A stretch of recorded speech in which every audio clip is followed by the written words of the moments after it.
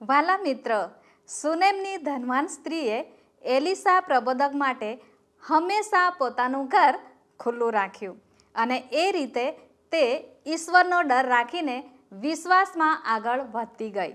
આજે આપણે પ્રભુ ઈસુ ખ્રિસ્તને આપણા હૃદયરૂપી ઘરમાં આમંત્રણ આપીએ છીએ.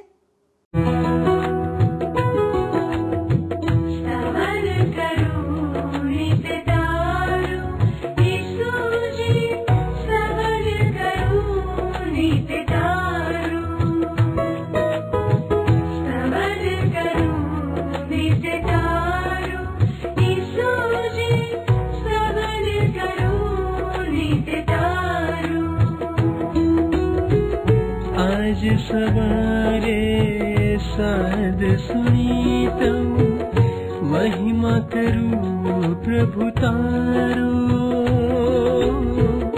महिमा करूं प्रभु तारो,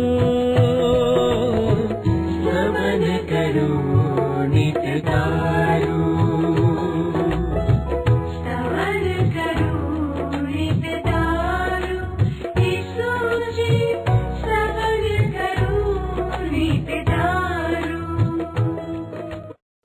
મિત્રો, કેમ છો? સ્તવન કાર્યક્રમમાં ફરી એકવાર આપ સૌનું સ્વાગત છે. સ્તવન કાર્યક્રમમાં આપણે પવિત્ર શાસ્ત્ર બાઇબલનો વ્યવસ્થિત અભ્યાસ કરી રહ્યા છીએ, કારણ કે ઈશ્વર આજે પણ આપણી સાથે બાઇબલના વચનો દ્વારા વાત કરે છે. બાઇબલમાં હિબ્રુઓને લખેલા પત્રમાં તેના પહેલા અધ્યાયની 1 અને 2 કલમમાં લખેલું છે, પ્રાચીન કાળમાં પ્રબોધકો દ્વારા આપણા પૂર્વજોની સાથે દેવ અનેક વાર તથા અનેક પ્રકારે બોલ્યા. તે આ છેલ્લા સમયમાં પુત્ર કે જેને તેણે સઘળાનો વારસ ઠરાવ્યો અને વળી જેના વડે તેણે જગતોને ઉત્પન્ન કર્યા તે દ્વારા આપણી સાથે બોલ્યો. વહાલા મિત્રો, ઈશ્વરનું પ્રગટીકરણ આ પ્રમાણે માનવીઓને પ્રગટ કરવામાં આવ્યું છે, પરંતુ સામાન્ય રીતે સૃષ્ટિની દરેક વસ્તુ દ્વારા ઈશ્વર આપણી સાથે વાત કરતા રહે છે. ગીતશાસ્ત્ર 19 અને 1માં કહેવામાં આવ્યું છે, આકાશો દેવનું ગૌરવ પ્રસિદ્ધ કરે છે અને અંતરિક્ષ તેના હાથનું કામ દર્શાવે છે. સૃષ્ટિમાંની દરેક વસ્તુ ઈશ્વરના અસ્તિત્વને દર્શાવે છે. આપણે ઈશ્વરને ઈશ્વરની રીતે સમજવાના છે, આપણી રીતે નહીં. આજે આપણે બીજા રાજાના પુસ્તકમાંથી 3 અને 4 અધ્યાયનો અભ્યાસ કરવાના છીએ, જેમાં 3 અધ્યાયમાં બાઇબલ જણાવે છે કે કેવી રીતે યહૂદીઓએ મોઆબ સામેની લડાઈમાં મળેલી હારને ઈશ્વરની દોરવણી હેઠળ વિજયમાં ફેરવી નાખી. આજે આપણી લડાઈઓ મોટે ભાગે આત્મિક અને ભૌતિક નથી, અને વિશ્વાસ વિના આત્મિક યુદ્ધમાં સફળતા મળવી અશક્ય છે. 4 અધ્યાયમાં ઈશ્વરે એલિસા પ્રબોધક દ્વારા 5 ચમત્કારો કર્યા. બાઇબલમાં 5નો અંક ઈશ્વરની કૃપા સાથે જોડાયેલો છે. આ 5 ચમત્કારોમાં ઈસુએ દરેકને આપેલી કૃપા અનેક પ્રકારની કૃપાની પૂર્વ છાયા રૂપે હતી. તો દર્શક મિત્રો, ચાલો આજના અભ્યાસની શરૂઆત કરીએ. પ્રિય મિત્ર, રાજાઓના જે પુસ્તકો છે, પ્રથમ પુસ્તક અને બીજું પુસ્તક, એ બંને ઐતિહાસિક પુસ્તકો છે, અને એમાં ઇઝરાયેલના રાજાઓ અને યહૂદિયાના રાજાઓ અને એ બધી પ્રજાઓ, ઇઝરાયેલી પ્રજા અને યહૂદિયાની પ્રજા, એ બધી પ્રજાઓના જનજીવન અને રાજાઓના વ્યવહાર ઉપરથી, ઈશ્વર સાથેના વ્યવહાર ઉપરથી, ઈશ્વર સાથેના સંબંધ ઉપરથી અને એમના દૈનિક જીવનની શૈલી ઉપરથી ઘણી બધી અદ્ભુત અને મહત્વની બાબતો આપણને શીખવા મળે છે આપણા પોતાના જીવનો માટે. હવે જો તમારી પાસે બાઇબલ હોય તો કૃપા કરીને તમારી સમક્ષ જૂના કરારના વિભાગમાં રાજાઓના બીજા પુસ્તકનો 3 અધ્યાય તમે ખુલ્લો રાખજો. આજે આપણે રાજાઓના બીજા પુસ્તકનો 3 અને 4 એમ 2 અધ્યાયનો અભ્યાસ કરવા માંગીએ છીએ. વારું, હવે તમે જોશો તો રાજાઓના બીજા પુસ્તકના 3 અને 4 અધ્યાયમાં આપણને એલીશા પ્રબોધકના ચમત્કારો જોવા મળે છે. 3 અધ્યાયની પહેલી કલમમાં લખ્યું છે કે યહૂદાના રાજા યહોશાફાટને 18મે વર્ષે આહાબનો દીકરો યહોરામ સમરૂનમાં ઇઝરાયેલ પર રાજ કરવા લાગ્યો. તેણે 12 વર્ષ રાજ કર્યું. આ યહોરામ આહાબ રાજા અને ઇઝેબેલ રાણીનો દીકરો હતો અને તેના ભાઈ અહાઝિયા રાજા પછી એ રાજગાદી પર આવ્યો, કારણ કે અહાઝિયા રાજાને એક પણ સંતાન નહોતું. બીજી અને 3 કલમમાં લખ્યું છે, અને તેણે યહોવાની દ્રષ્ટિમાં જે ભૂંડું હતું તે કર્યું, તો પણ તેના બાપની પેઠે ને તેની માની પેઠે નહીં, કેમ કે તેના બાપે કરેલો બઆલનો સ્તંભ તેણે કાઢી નાખ્યો. તો પણ નબાટના દીકરા યરોબઆમના પાપ કે જે વડે તેણે ઇઝરાયેલ પાસે પાપ કરાવ્યું તેને તે વળગી રહ્યો, તેમાંથી તે ખસ્યો નહીં.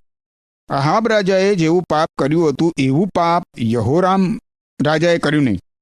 પણ એમ છતાં લખવામાં આવ્યું છે કે તેણે યરોબઆમ રાજા જેવું જ પાપ કર્યું. તેણે યરોબઆમ રાજાની જેમ જ વાછરડાની પૂજા ભક્તિ કરી. 4 અને 5મી કલમ કહે છે, હવે મોઆબનો રાજા મેશા ગેટાનો માલિક હતો, અને તે ઇઝરાયેલના રાજાને 1,00,000 હલવાનનું તથા 1,00,000 ગેટાનું ઊન ખંડણી દાખલ આપતો હતો. પણ આહાબ રાજા મરણ પામ્યો ત્યારે એમ થયું કે મોઆબના રાજાએ ઇઝરાયેલના રાજાની વિરુદ્ધ બંડ કર્યું. હવે મોઆબ દેશ એ ઇઝરાયેલનું ખંડ્યું રાષ્ટ્ર હતું, જે ઇઝરાયેલને ખંડણી ભરતું હતું. આહાબ રાજા મૃત્યુ પામ્યો ત્યારબાદ મોઆબના રાજાએ સ્વતંત્રતા પ્રાપ્ત કરવાનો પ્રયત્ન કર્યો અને ઇઝરાયેલી રાષ્ટ્રને ખંડણી ભરવાનું બંધ કરવાનો નિર્ણય કરી નાખ્યો. અને એટલે યહોરામ રાજાએ પોતાના સૈન્યને એકત્રિત કર્યું અને યહોશાફાટ રાજા સાથે સંધિ કરીને મોઆબ દેશને પોતાના તાબા હેઠળ લાવવા માટે યહોશાફાટ રાજાની મદદ માંગી. હવે જ્યારે આ રાજાઓ પોતાના સૈન્ય માટે પાણી મેળવવામાં નિષ્ફળ ગયા ત્યારે એમના સૈન્યોની આગેકૂચ અવરોધાઈ ગઈ. એ ઉપરાંત મોઆબી લોકો એમના ઉપર વિજય પ્રાપ્ત કરી લે એવા ખતરામાં એ લોકો આવી પડ્યા. યહોશાફાટ રાજા ઈશ્વરની બીક રાખનાર હોવાના કારણે એણે સૂચન કર્યું કે સલાહ સૂચનો અને માર્ગદર્શન મેળવવા માટે એ લોકો ઈશ્વરના કોઈ પ્રબોધકને પૂછી જુએ. હવે હકીકતમાં તો યહોશાફાટ રાજાએ ઇઝરાયેલના ઈશ્વર રહિત રાજા સાથે સંધિ કરતા અગાઉ ઈશ્વરની દોરવણી માગવાની જરૂર હતી. આવું બધું કર્યા અગાઉ ઈશ્વરના પ્રબોધક એલીશાએ જે પ્રત્યાઘાત આપ્યો એ બહુ જ નોંધપાત્ર છે મિત્ર. અને એમાં યહોરામ રાજા વિશેનો એનો તિરસ્કાર આપણને જોવા મળે છે. 13મી અને 14મી કલમ જુઓ. એલીશાએ ઇઝરાયેલના રાજાને કહ્યું કે મારે ને તારે શું છે? તારા બાપના પ્રબોધકો પાસે તથા તારી માના પ્રબોધકો પાસે જા. ઇઝરાયેલના રાજાએ તેને કહ્યું કે એમ નહીં, કેમ કે યહોવાએ આ 3 રાજાઓને મોઆબના હાથમાં સોંપી દેવા સારું એકઠા કર્યા છે. 14મી કલમ. એલીશાએ કહ્યું કે સૈન્યનો દેવ યહોવા જેની આગળ હું ઊભો રહું છું તેના જીવના સમ કે જો યહૂદાના રાજા યહોશાફાટના મોંની શરમ મને ન પડતી હોત તો ખરેખર હું તારી તરફ નજર પણ ના કરત અને તને જોત પણ નહીં. આ પછી આપણે મિત્ર જોઈશું તો ઈશ્વર વચન આપે છે કે આ રાજાઓને વિજય મળશે, એમને પાણી આપવામાં આવશે અને મોઆબ દેશને તેમના તાબા હેઠળ લાવવામાં આવશે. હવે આ બધું ઈશ્વર કેવી અદ્ભુત રીતે કરે છે એ જુઓ. 16મી કલમ જુઓ. તેણે કહ્યું કે યહોવા એમ કહે છે કે આ ખીણમાં બધે ખાઈઓ ખોદો. જે પાણી મળવાનું હતું તેનો સંગ્રહ કરવા માટે આ ખાઈઓ ખોદવામાં આવે મિત્ર. 20મી કલમમાં લખ્યું છે, સવારે સુમારે અર્પણ ચડાવવાની વેળાએ એમ થયું કે જુઓ અદોમ તરફથી પાણી આવ્યું ને દેશમાં બધે પાણી થઈ રહ્યું. મોઆબી લશ્કરને મોઆબના રાજાએ પોતાના દેશનું રક્ષણ કરવા માટે એકત્રિત કર્યું છે અને આમ એમની ઉપર ચડી આવનાર ઇઝરાયેલના લશ્કરોને એ લોકો જોઈ રહ્યા છે. 22 અને 23 કલમો જુઓ. તેઓ મળસ્કે ઉઠ્યા ને સૂર્યનો પ્રકાશ પાણી પર પડવા લાગ્યો ત્યારે મોઆબીઓને તેમની સામેનું પાણી રક્ત જેવું લાલ દેખાયું અને તેઓએ કહ્યું કે એ તો રક્ત છે. નક્કી રાજાઓ નાશ પામ્યા છે ને તે સઘળાએ પોતપોતાના સાથીઓને મારી નાખ્યા છે. માટે હવે ઓ મોઆબીઓ લૂંટવા માંડો. મોઆબ દેશ ઉપર ચડી આવનાર રાજાઓ અને તેમના લશ્કરો અંદર એકબીજા સાથે લડીને ખતમ થઈ ગયા છે એવું માની લઈને તમે જુઓ આ મોઆબી લોકો પોતાનું યુદ્ધ ભૂલી જાય છે અને એમનો પ્રત્યેક માણસ દુશ્મન લશ્કર પાસેથી લૂંટફાટ કરવા દોડવા માંડે છે. આ કારણે ઇઝરાયેલી લશ્કરને એક અકલ્પ્ય લાભ મળી ગયો. 26 અને 27મી કલમોમાં લખ્યું છે જુઓ. મોઆબના રાજાએ કહ્યું કે યુદ્ધ પોતાને ઘણું ભારે પડ્યું ત્યારે તેણે શત્રુઓની અંદર થઈને અદોમના રાજા પર ધસી જવા સારું પોતાની સાથે 700 તરવારિયા લીધા, પણ તેઓ જઈ શક્યા નહીં. પછી તેણે પોતાનો વડો દીકરો જે તેને ઠેકાણે રાજા થવાનો હતો તેને લઈને દહનિયાર તરીકે કોટ પર તેનું બલિદાન આપ્યું. તેથી ઇઝરાયેલ પર ઈશ્વરને બહુ જ ક્રોધ ચડ્યો અને તેઓ તેની પાસેથી ચાલી નીકળીને પોતાના દેશમાં પાછા ગયા. મોઆબી લોકો મનુષ્યનું બલિદાન કરતા હતા મિત્ર, મનુષ્યનું બલિદાન. મોઆબના રાજાએ પોતાના દીકરાનું બલિદાન કાલ્પનિક ઈશ્વર કેમોશને આપ્યું. મોઆબનો રાજા એવું માનતો હતો કે કેમોશ નામના દેવને પોતાના વારસદારનું બલિદાન આપવાથી કેમોશ મોઆબના રાજાને તેના દુશ્મનથી બચાવી લેશે. જો કે ઇઝરાયેલી લશ્કર માટે આ એક અકલ્પ્ય વિજય હતો અને તેમને સમજાઈ ગયું કે ઇઝરાયેલના દેવ યહોવાની શક્તિ અને કૃપાથી એમનો વિજય થયો છે. વારું મિત્ર, આપણે હવે રાજાઓના બીજા પુસ્તકના 4થા અધ્યાયમાં એલીશાના 5 ચમત્કારો જે નોંધવામાં આવ્યા છે એ જોઈએ. હવે જો કે એલીશા અને એલિયા પ્રબોધકના ચમત્કારોમાં સરખાપણું છે, આમ છતાં એલીશાએ કરેલા ચમત્કારો અમુક પ્રમાણમાં વધુ વિશાળ અને મોટા છે. 4થા અધ્યાયની પહેલી કલમ જોશો. પ્રબોધકોના પુત્રોની સ્ત્રીઓમાંની એક સ્ત્રીએ એલીશાને કરગરીને કહ્યું કે તારો સેવક મારો ભરથાર મરણ પામ્યો છે. તું જાણે છે કે તારો સેવક યહોવાનો ડર રાખતો હતો અને લેણદાર મારા 2 છોકરાને પોતાના ગુલામ કરવા સારું લઈ જવા આવ્યો છે. એવું લાગે છે કે એલીશા પ્રબોધક આ મહિલાના પતિને ઓળખતો હશે.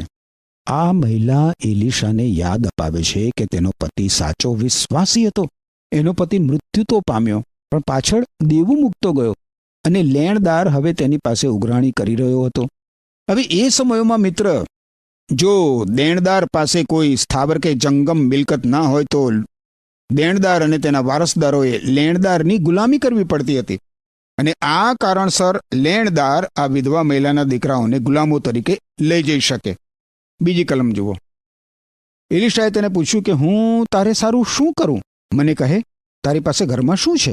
તેણે કહ્યું કે તારી દાસી પાસે ઘરમાં એક તાંબડી તેલ સિવાય બીજું કંઈ નથી.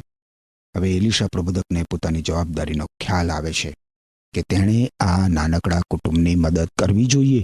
મૂસાનું નિયમશાસ્ત્ર કહે છે કે વિધવા અને અનાથોની કાળજી લેવી જોઈએ.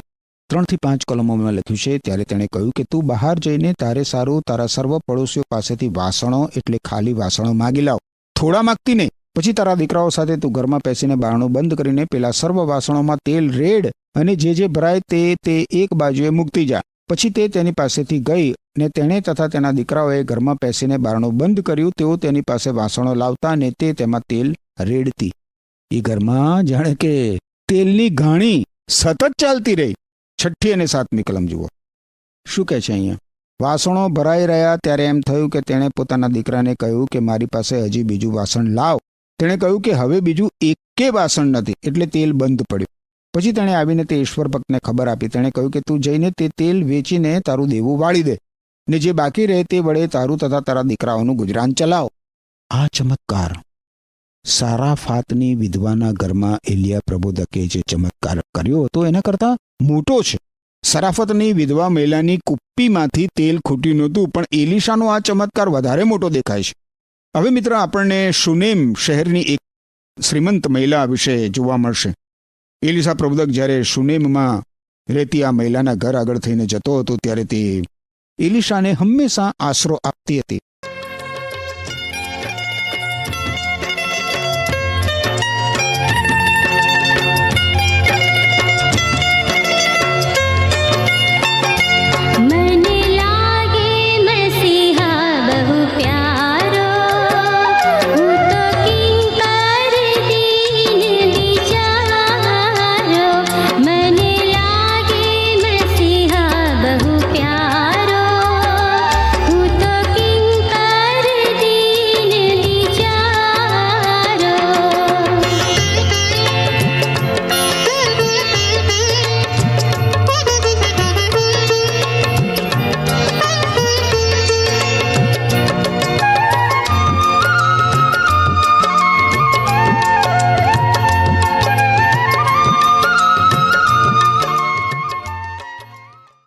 નવમી અને 10મી કલમ જોશો.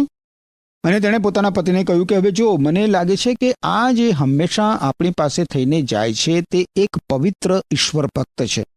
કૃપા કરીને ચાલો આપણે ભીંત પર એક નાની ઓરડી બનાવીએ અને ત્યાં આપણે તેને સારું એક પલંગ, મેજ, બાજટ તથા દીવી મૂકીએ અને તે આપણી પાસે આવશે ત્યારે એમ થશે કે તે તેમાં રહેશે. આ ઘટના ઘટ્યા પછી ઘણા લોકો મિત્ર પોતાના ઘરમાં ઈશ્વર ભક્તોને આશરો આપતા થયા છે. હું મિત્ર જ્યારે બીજા શહેરોમાં કે ગામોમાં લોકોને ઈશ્વરના વચનો શીખવવા ગયો છું ત્યારે લોકોએ પોતાના ઘરોમાં મને આશરો આપ્યો છે. ઈશ્વર ભક્તોના જીવનમાં આ પરોણાગતનો શો અર્થ થાય છે એની કદાચ તમને ખબર નહીં હોય. હવે એલીશા પ્રબોધક માટે આ ઘર હંમેશા ખુલ્લું મૂકવામાં આવતું હતું અને એલીશા પ્રબોધક આ કુટુંબનો આભાર વર્ષ હતો. એક દિવસ પોતાની પથારીમાં પડ્યા એણે સંકલ્પ કર્યો કે આ મહિલાની દયા ભાવનાને બદલે તેણે એને કંઈક બદલો આપવો જોઈએ. અને એટલે એલીશા પ્રબોધક પોતાના સેવક ગેઝીને પોતાની પાસે બોલાવે છે. 14 થી 17 કલમો જોશો. ત્યારે તેણે પૂછ્યું કે ત્યારે એને સારું શું કરવું. ગેઝીએ ઉત્તર આપ્યો કે ખરેખર તેને પુત્ર નથી ને તેનો પતિ વૃદ્ધ છે. અને તેણે કહ્યું કે તેને બોલાવ. તેણે તેને બોલાવી એટલે તે આવીને બારણામાં ઊભી રહી. તેણે કહ્યું કે આ સમયે વખત આવીએ તું છોકરાને આલિંગન કરશે. તેણે કહ્યું કે ના, હે મારા મુરબ્બી ઈશ્વર ભક્ત, તારી દાસીને જુઠ્ઠું કહીશ નહીં. પછી તે સ્ત્રીને હમીલ રહ્યા ને એલીશાએ તેને કહ્યું હતું તેમ તે સમયે વખત આવ્યો ત્યારે તેને પુત્રનો પ્રસવ થયો. હવે વર્ષો પછી જ્યારે આ મહિલાનો દીકરો મોટો થાય છે મિત્ર, ત્યારે એ મૃત્યુ પામે છે અને એલીશા પ્રબોધક એને સજીવન કરે છે. આ ચમત્કાર કરવામાં તે એલિયા પ્રબોધક જેવી જ પદ્ધતિનો અમલ કરે છે. રાજાઓના પ્રથમ પુસ્તકના 17મા અધ્યાયમાં તમને એ પદ્ધતિ જોવા મળશે મિત્ર. એટલે કે મૃત બાળક ઉપર વ્યક્તિગત સંપર્ક કરીને તે મૃત બાળકને સજીવન કરે છે. હવે આ પ્રસંગમાં જે મહાન સિદ્ધાંત સમાયેલો છે મિત્ર, એ તો એ છે કે આપણે પણ મિત્ર પાપ અને ઉલ્લંઘનોમાં મૃત છીએ, પણ ઈસુ ખ્રિસ્ત સાથે વ્યક્તિગત સંપર્કમાં આવવાથી આપણને સજીવન કરવામાં આવે છે. પ્રભુ ઈસુ ખ્રિસ્તમાં આપણને જીવન મળે છે મિત્ર, કારણ કે ઈસુ ખ્રિસ્ત સ્વયં જીવન છે. યોહાન અનુસાર શુભ સંદેશ છે બાઇબલમાં નવા કરારના વિભાગમાં તમે જુઓ એના 14મા અધ્યાયની 6ઠી કલમમાં પ્રભુ ઈસુ ખ્રિસ્ત કહે છે કે માર્ગ, સત્ય અને જીવન હું છું. માર્ગ, સત્ય અને જીવન હું છું. અને એ પછી મિત્ર તમે આગળ નવા કરારના વિભાગમાં યોહાને લખેલા પહેલા પત્રના 5મા અધ્યાયની 11 અને 12 કલમો જુઓ તો એમાં લખવામાં આવ્યું છે કે ઈશ્વરે આપણને સાર્વકાલિક જીવન આપ્યું છે અને આ જીવન તેમના પુત્ર પ્રભુ ઈસુ ખ્રિસ્તમાં છે. જે વ્યક્તિને ઈશ્વર પુત્ર પ્રભુ ઈસુ ખ્રિસ્ત છે તેને જીવન છે, અને જે વ્યક્તિને ઈશ્વર પુત્ર પ્રભુ ઈસુ ખ્રિસ્ત નથી તેને જીવન નથી. વારું મિત્ર, હવે આ રાજાઓના બીજા પુસ્તકના 4થા અધ્યાયમાં એલીશા પ્રબોધકે કરેલો ચોથો ચમત્કાર એ પ્રબોધકોના પુત્રો માટે તેણે કરેલા ખોરાકની જોગવાઈ છે. આ ચમત્કાર દુકાળમાં કરવામાં આવ્યો અને પ્રબોધકોનો એક પુત્ર જંગલમાં શાકભાજી અને ફળ એકત્રિત કરવા માટે ગયો. આ છોકરાને જંગલમાંથી જે વનસ્પતિ મળી તેમાંથી તેમણે રસદાર શાક બનાવ્યું. 4થા અધ્યાયની તમે 40 અને 41 કલમો જુઓ. 40 અને 41 કલમો શું લખ્યું છે અહીંયા? તેથી તેઓએ તે માણસને ખાવા સારું પીરસ્યું અને તે શાક તેઓએ ખાવા માંડ્યું ત્યારે એમ થયું કે તેઓએ બૂમ પાડી કે રે ઈશ્વર ભક્ત, તપેલામાં તો મોત છે, તપેલામાં તો મોત છે. અને તેઓ તે ખાઈ ન શક્યા.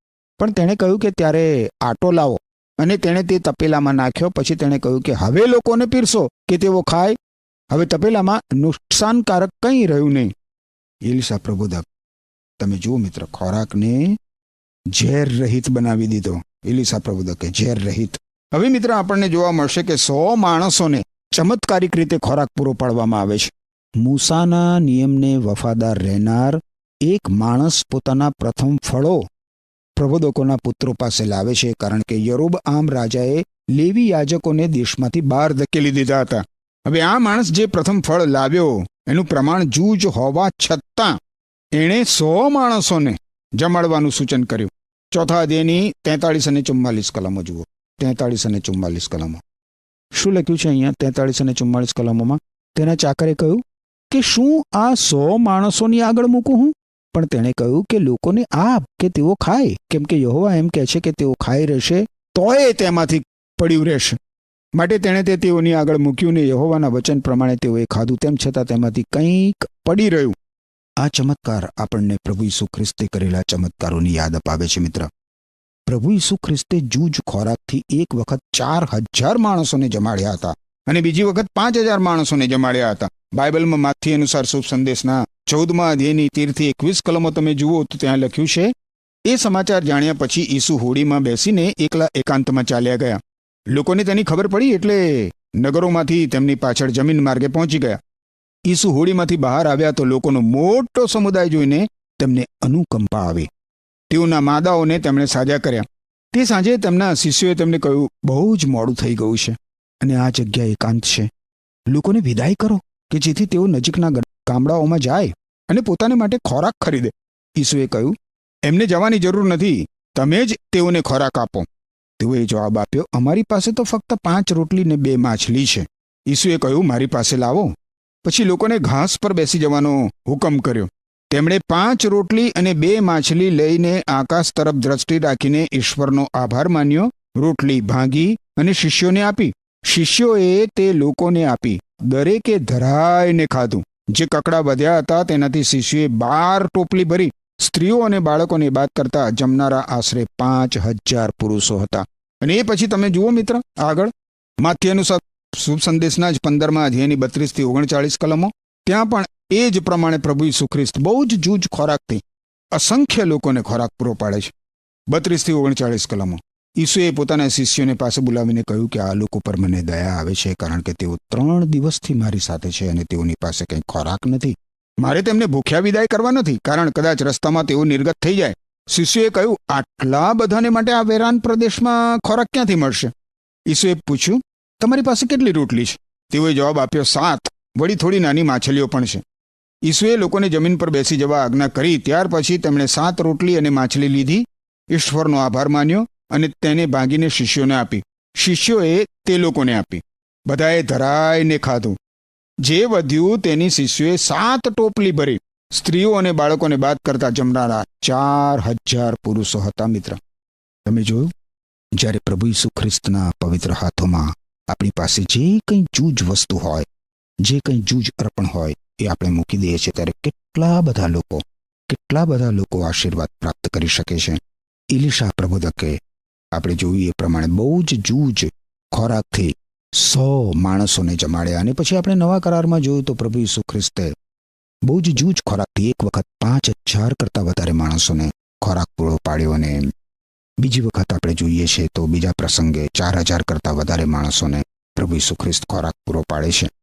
અને એ જ પ્રભુ ઈસુ ખ્રિસ્ત કહે છે કે તમે ખોરાક માટે, વસ્ત્ર માટે ચિંતા કરશો નહીં કે અમે શું ખાઈશું અને શું પીશું. યાદ રાખો મિત્ર, આપણો શ્વાસોશ્વાસ ઈશ્વરના હાથમાં છે.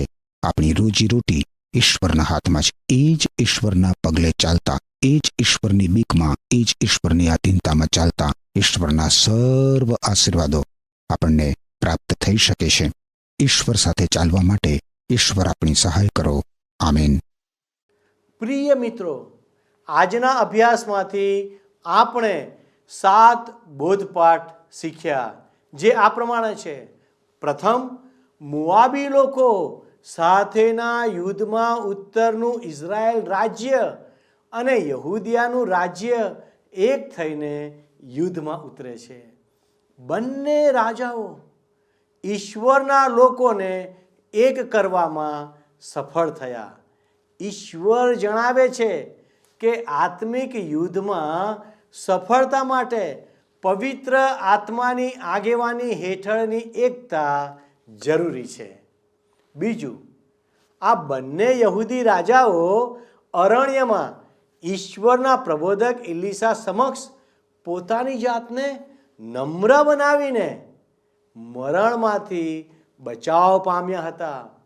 આ ઉદાહરણ પરથી ઈશ્વર જણાવે છે કે આત્મિક યુદ્ધમાં સફળતા મેળવવા માટે ઈશ્વર સમક્ષ નમ્રતા જરૂરી છે. ત્રીજું, એલીશાએ સંગીતકારોનો ઉપયોગ કરીને તરસ્યા યહૂદીઓને ઈશ્વરના વચનો માટે તૈયાર કર્યા. આ ઉદાહરણ પરથી ઈશ્વર જણાવે છે કે આત્મિક યુદ્ધમાં સફળતા મેળવવા માટે ઈશ્વરની આરાધના કરવી જરૂરી છે. ચોથું, ઈશ્વરે યહૂદીઓનો ઉપયોગ કરીને મોઆબીઓનો ન્યાય કર્યો. આ લોકો દેહનું પ્રતીક હતા. આત્મિક યુદ્ધમાં સફળતા માટે એ પણ જરૂરી છે કે આપણે આપણા શરીરની દુષ્ટ ઈચ્છાઓને મારી નાખવી જોઈએ. 5મું, એલીસાએ ચમત્કારિક રીતે તાંબડીમાંના તેલનો ગુણાકાર કરીને એક મૃત પ્રબોધકની વિધવાની નાણાંની જરૂરિયાત પૂરી પાડી, જેથી તે લેણદારના નાણાં ચૂકવી શકી. તેલ પવિત્ર આત્માનું પ્રતીક છે. ત્યારબાદ એલીસાએ એક નિસંતાન દંપતીને એક બાળકના દાનનો આશીર્વાદ આપ્યો. ફક્ત ઈશ્વર જ સારા, રિબકા અને હાન્નાની જેમ દરેક વિશ્વાસુ સ્ત્રીના મૃત ગર્ભસ્થાનને ફરીથી જીવિત કરીને બાળકનું દાન આપી શકે છે. 6, એલીસા ચમત્કારિક રીતે એક મૃત બાળકને સજીવન કરે છે. મરણમાંથી સજીવન કરવાનું પરાક્રમ માત્ર ને માત્ર પ્રભુ ઈસુ ખ્રિસ્તમાં છે. પ્રભુ ઈસુએ આપણને પુનરુત્થાન અને શાશ્વત જીવનની ભેટ આપી છે. અને 7મું, એલીસાએ ઝેરી શાકને ખાવા લાયક શાક બનાવીને ચમત્કાર કર્યો. પ્રભુ ઈસુ આપણને પાપ જેવા ઝેરી દૂષણમાંથી પણ બહાર કાઢી શકે છે. એલીસાએ ચમત્કારિક રીતે અન્નમાંથી 100 જેટલા માણસોને ખવડાવ્યું. પ્રભુ ઈસુએ 4000, 5000 માણસોને થોડા અન્નમાંથી ભોજન પૂરું પાડ્યું હતું. તો મિત્રો, આજે તમે નક્કી કરો કે પ્રભુ ઈસુના જીવંત વચનરૂપી બાઇબલ દ્વારા ઈશ્વર આપણને જે કહેવા માંગે છે તે, અથવા તો તેમનો અવાજ સાંભળવા શું તમે તૈયાર છો?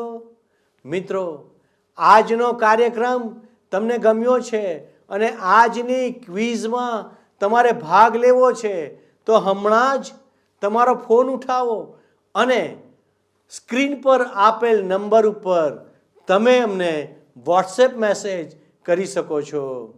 વહાલા દર્શક મિત્રો, આવો કાર્યક્રમના અંતમાં આપણે પ્રાર્થના કરીએ. વહાલા પ્રભુજી, આજે અમે ખૂબ જ જરૂરી એવું શિક્ષણ પ્રાપ્ત કર્યું છે. તમે અમને મદદ કરો કે અમે આ શિક્ષણ અમારા દૈનિક જીવનમાં તેનો અમલ કરી શકીએ. અમારી આ પ્રાર્થના ઈસુના નામમાં માગીએ છીએ. આમેન. વહાલા દર્શકો, ઈશ્વર આજનો આશીર્વાદ આપ સર્વને આપો. આમેન.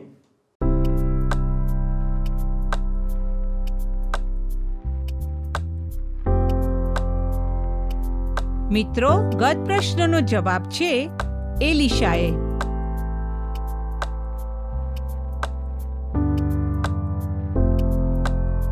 આજનો પ્રશ્ન છે, ઇસ્રાયેલને ખંડણી કોણ ભરતું હતું?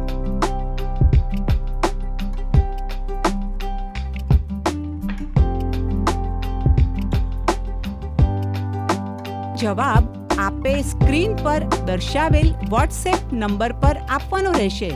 કાર્યક્રમ દરમિયાન પૂછેલા પ્રશ્નનો સાચો જવાબ આપનાર વિજેતાઓના નામ દર મહિનાના પ્રથમ સોમવારે જાહેર કરવામાં આવશે.